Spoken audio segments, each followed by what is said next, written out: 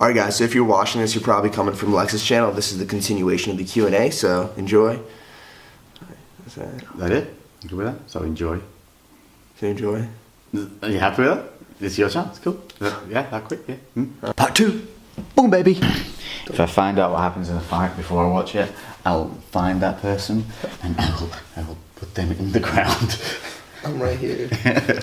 Thoughts on Sadiq Hadzovic and how will he be in the classic division? Do you know who Sadiq is? Yeah, I know Sadiq. He's a good guy. I remember I found out about him probably like 6 months ago. I was super inspired by him. I really like his physique. I feel like he's absolutely blown up recently. Like he's gotten like ridiculously massive.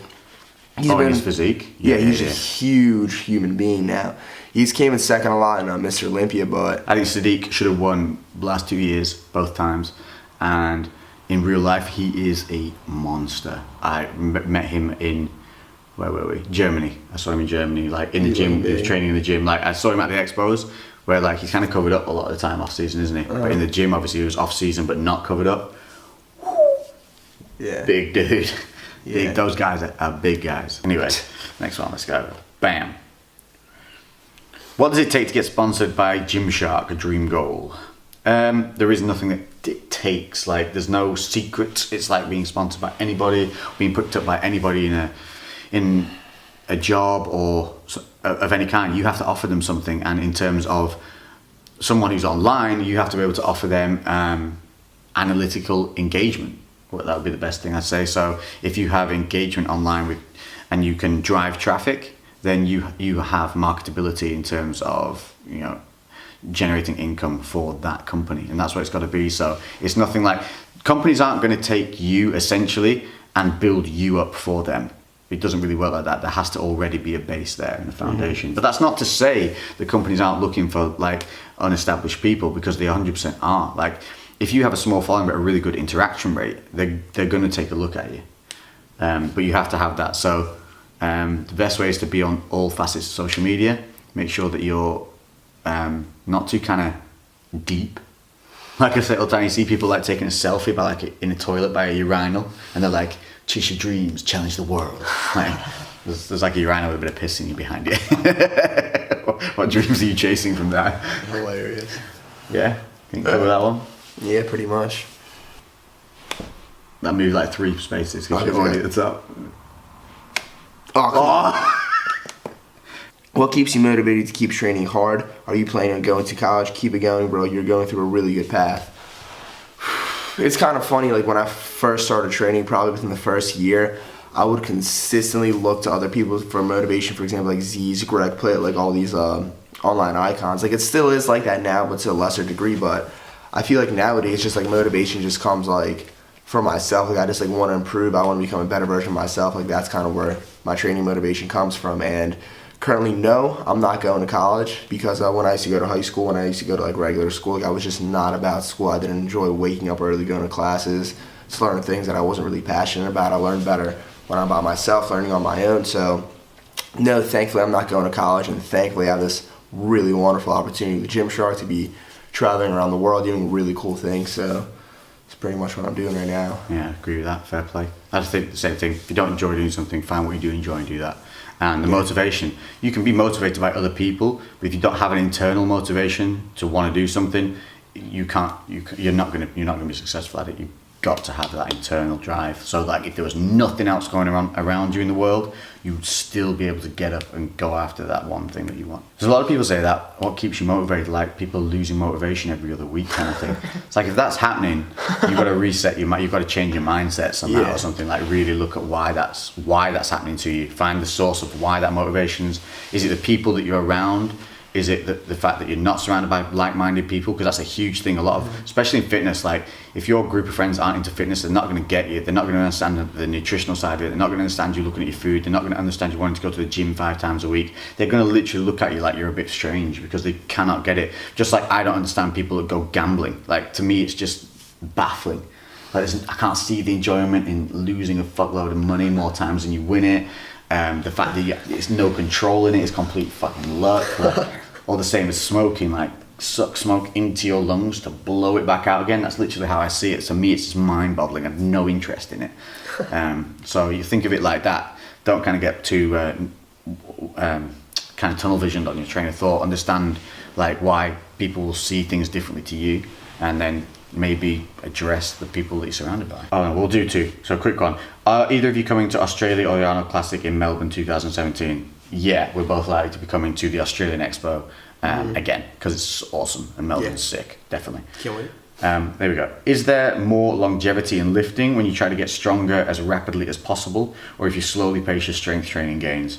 Is it theoretically possible to rapidly gain as much strength as fast as possible consistently over a long period of time with consistent training? So basically, can you get strong fast and keep getting strong fast over a long period of time? I mean, if you're just number one priority is to get as strong as possible, like yes, in theory there would be much more risk of injury, but if you're doing everything, this is super unlikely, but if you're doing everything perfectly with like flawless form, just making sure everything's perfect, then yeah, you'll be gaining as much strength as you possibly can while staying as safe as possible, but that is kind of unrealistic. So in a real world scenario, if you're trying to get as strong as you possibly can super fast, you're more than likely gonna get hurt. You're gonna get hurt.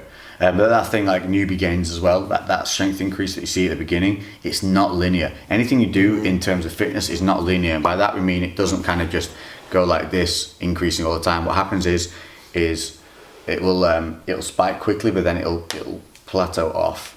So you end up with this curve that does, rather than this straight line of up to increase, you'll go whoop, and then it'll plateau off and very slowly incline from that point.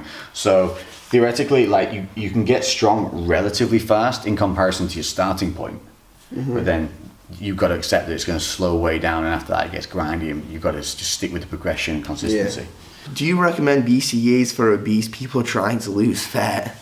I mean, no. BCAAs have nothing to do with losing fat. Sort your diet out. If you're fat, yeah, just caloric deficit. Yeah, sort your diet out. Simple. Yeah.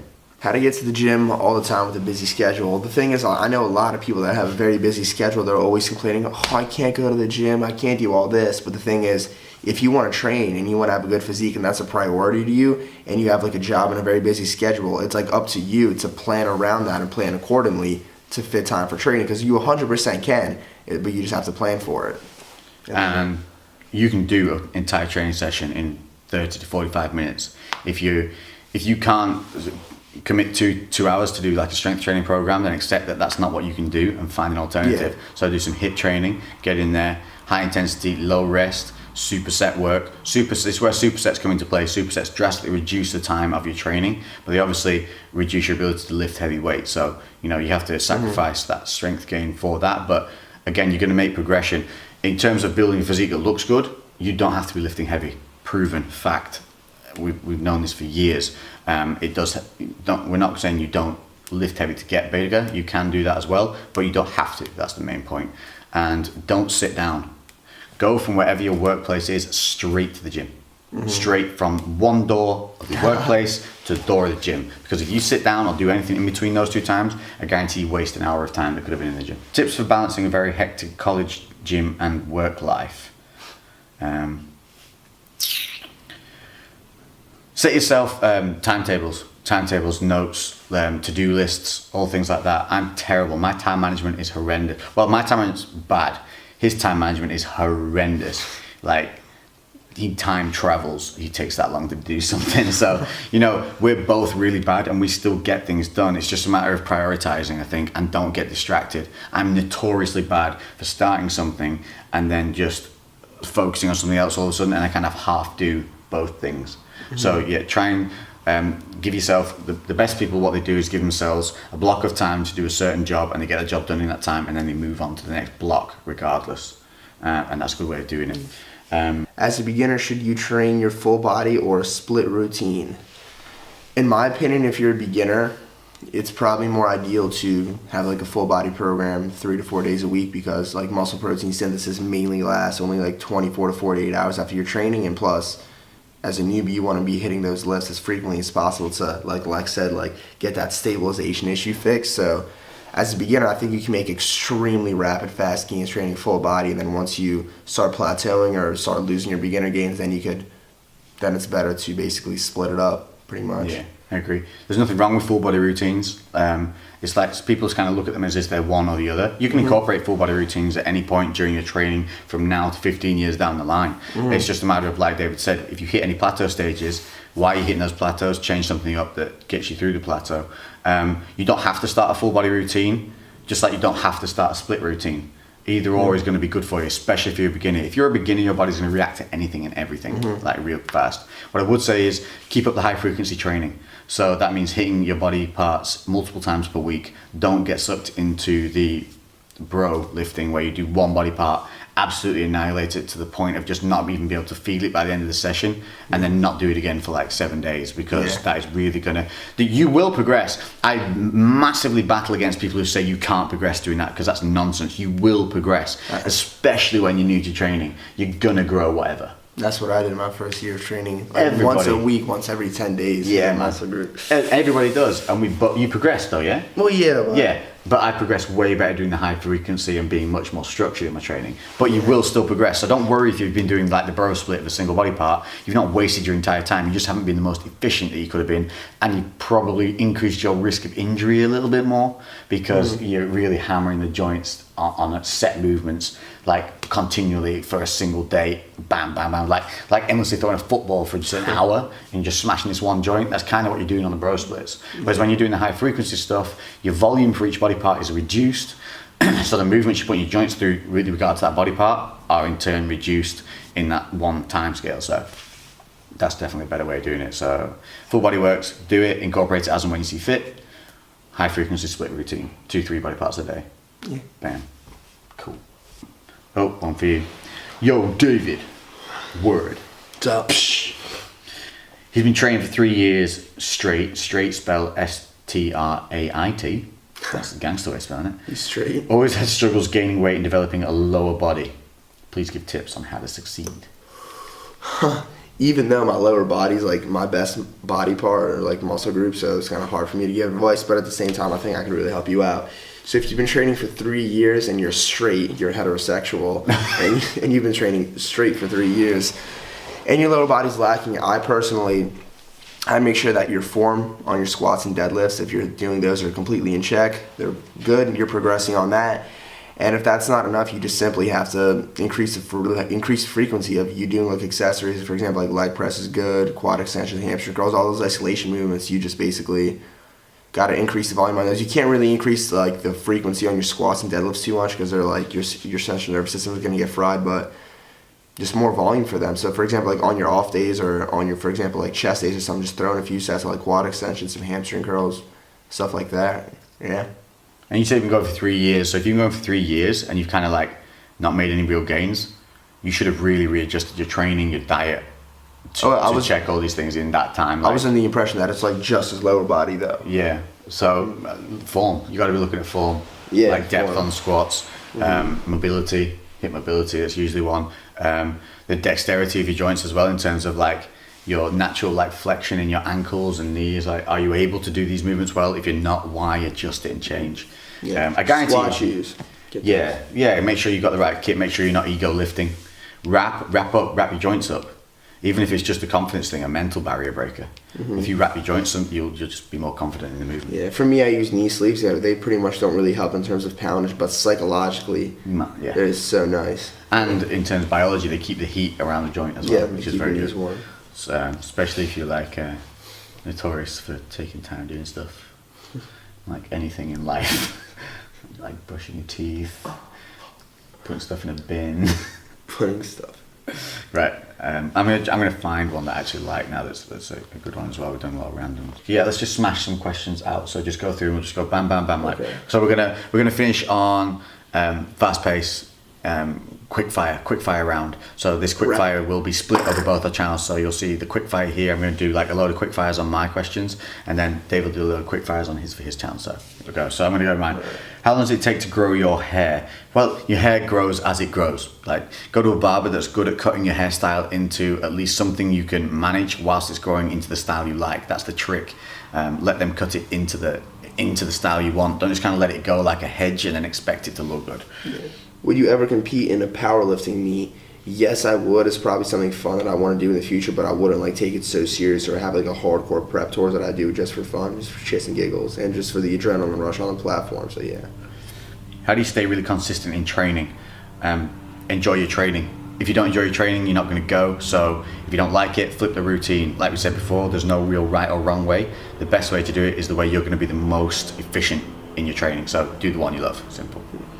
How much could you bench at age 13? Probably like 85 pounds, 85, 95 pounds. I could probably bench my mountain bike because I'd never been on a bench press at that point and was always riding my bike. So I could definitely pick that up over my head. How do you keep your beard so fresh? Beard oil, a good barber, and blow dry it when you get out of the shower. Favorite non-fitness YouTuber, Dom Mazzetti. Oh, good. Yeah. Favorite non-fitness YouTuber, Joe Rogan. I'm counting him because he puts his podcast on there and he's just legendary. That's a good one. What are the perks of being sponsored by Gymshark? I get to travel the world, meet our fans, meet people that support us on a daily basis, and actually affect people's lives in a real way. So like you guys don't see a lot of it, but I get emails every day about how something I put in a video has helped somebody over a hurdle in their life. So even the little things that I say on that to me seem silly, connect with other people and help them through sticky situations and hurdles, which is a fucking amazing thing to be part of. Yeah. Can you or David do an arm wrestling match? Yeah, but David would win, like outright, because he actually likes arm wrestling and knows how to do it properly. I watched him do it the other day and he's like all on a video and he's all like hooked in like tight. He's watched like Stallone over the top like 28 times and he's like, cap goes backwards, flicks his hair and BAM! Yeah, so I'd definitely be pointless. I would lose. Jeff side, let's go. Jeff versus Lade. What are y'all's ultimate goals in the next year of training? Personally, since I have a new Texas deadlift bar, I want that 7-plate aside deadlift. I want that 675 deadlift. Damn, that would look awesome. Okay. How many times a week do you do cardio? Good one. I'd say try and do it 3 times a week. Try and hit somewhere between 100 and 200 calories. HIIT or steady state. Keep it in all year round if you can, because like I said, the fitter you are, the better you are.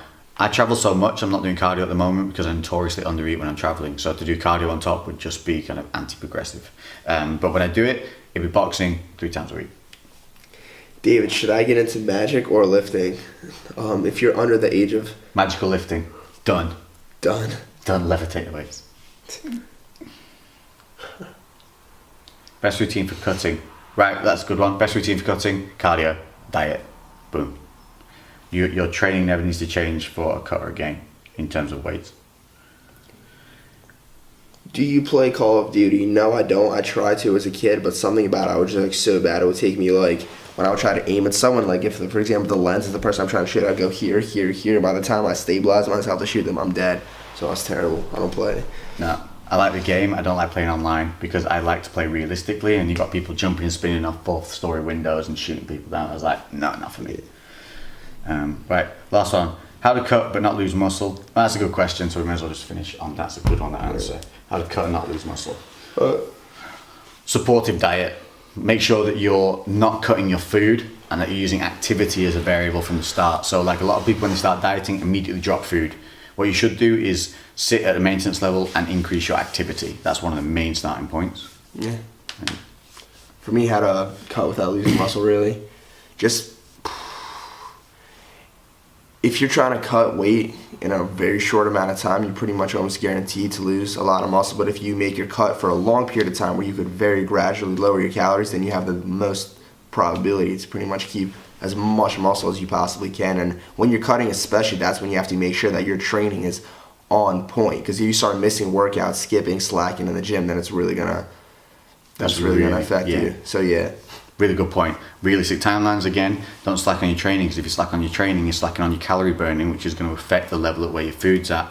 So if you're not burning the calories where you were losing weight at a certain level of nutritional intake, obviously you're going to stop losing weight if you reduce your activity level. So like I say, keep activity levels high. When you get to a certain point of doing cardio, you don't want to do any more cardio. You're like, that's enough for each week. I can't be asked to do anymore. Then start pulling food from that point. Don't rush it. 7-day average weights. Don't panic if the scales change day to day, because they're gonna. Yeah. And also use the mirror, especially when you get deep into a cut, because you're looking at losing like 0.5 pound a week but you're looking in the mirror, you're going to see more changes in the mirror than you do on the scales. Yeah. That's pretty much it. I think we nailed that out. Yeah. Happy days. Solid.